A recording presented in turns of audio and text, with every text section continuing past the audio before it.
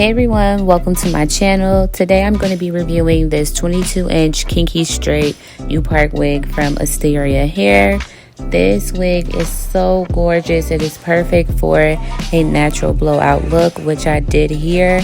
I just went ahead and did half up, half down, and I also did a middle part. So this wig is versatile. It looks great with your natural hair. This wig is everything. So I will have all of the links in the description box below where you can purchase this wig or check out Asteria hair. But yeah, let's just go ahead and get into the video. I did 2 styles here, as I already said. But this wig is definitely worth it. I would definitely recommend.